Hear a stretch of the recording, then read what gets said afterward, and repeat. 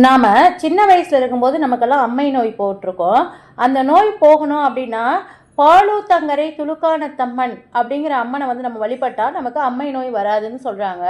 இன்றைக்கி எவ்வளவோ மருத்துவங்கள் வளர்ந்துருந்தாலும் மனிதனுக்கு மீறிய ஒரு சக்தி இந்த பிரபஞ்சத்தில் இருக்குதுன்னு சொல்லுவாங்க. அதுதான் கடவுள் சக்தி. வாங்க நம்ம வீடியோக்குள்ளே போகலாம். உலகம் முழுவதுமே காத்தருளக்கூடிய பராசக்தி பல திருநாமங்களில் மக்களுக்கு வேண்டியதை கொடுக்குறாங்க. சிதம்பரத்துக்கு பக்கத்தில் பாலூத்தங்கரை அப்படிங்கிற இடத்துல கோயில் கொண்டுள்ளவங்க தான் துலுக்கானத்தம்மன் அப்படிங்கிறவங்க. துலுக்கானம் அப்படிங்கிறது கர்நாடக மாநிலத்தில் இருக்கக்கூடிய ஒரு ஊர் பேர். சுமார் 300 வருஷத்துக்கு முன்னாடி பாலூத்தங்கரை பகுதியை சேர்ந்த அம்மன் ஒருத்தர் அந்த ஊரில் தங்கி கூலி வேலை செஞ்சு வராங்க. ஒரு நாள் அவங்க ஆற்றுல குளிச்சுட்டு இருக்கும்போது மரப்பலகை ஒன்று மிதந்து வந்திருக்கு.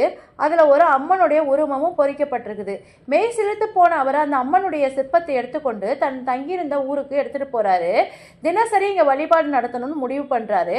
ஆனால் ஊர் மக்கள் இதில் வந்து பாதி சேதம் அடைஞ்சிருக்குது, அதனால இதை இங்கே வைக்கக்கூடாது அப்படின்னு சொல்லி கண்டிப்பாக சொல்லிட்டாங்க.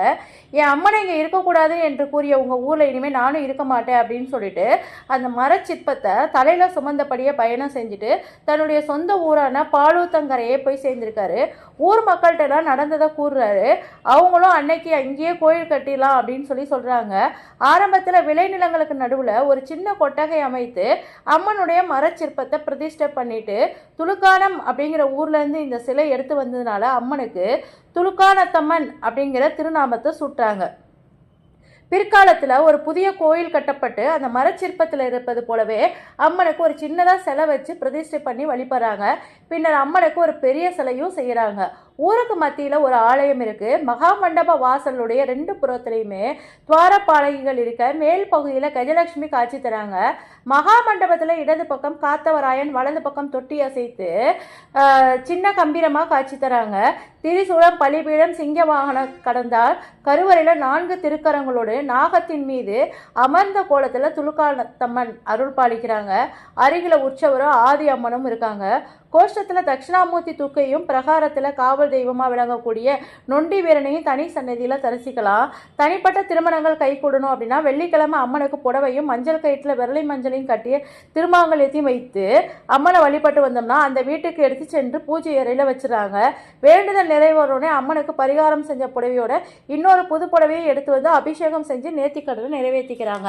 இதே போல் குழந்தை பாக்கியம் இல்லாதவங்க மரத்தொட்டியில் 2 எலுமிச்சம்பழத்தை வச்சு அம்பாளுடைய சன்னதி அறையில் கட்டிட்டு போயிடறாங்க. இவ்வாறு செய்கிறவங்களுக்கு ரொம்ப சீக்கிரமாகவே குழந்தை பேர் கிடைக்குது அப்படின்னு சொல்லி பக்தர்கள் சொல்கிறாங்க. மாசி மகா உற்சவம் இங்கே 3 நாட்கள் ரொம்ப சிறப்பாக கொண்டாடப்படுது. முதல் நாள் வந்து பொங்கல் வச்சோம், 2ஆம் நாள் வந்து கிள்ளை கடற்கரையில் மாசி மகா தீர்த்தவாரி உற்சவமும் நடைபெறுது. அன்னைக்கு ஊர் மக்கள் எல்லாருமே குடும்பத்தோடு திரண்டு சுவாமியை கடற்கரையில் தரிசித்து மகிழ்றாங்க.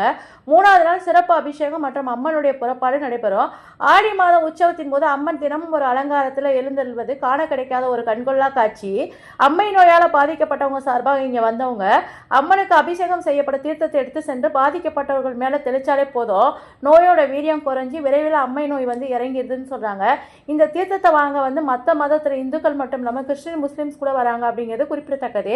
காலையில் 6 மணிலேருந்து 11 மணி வரைக்கும், சாயந்தரத்தில் 6 மணிலேருந்து 8 மணி வரைக்கும் கோயில் திறந்திருக்குது.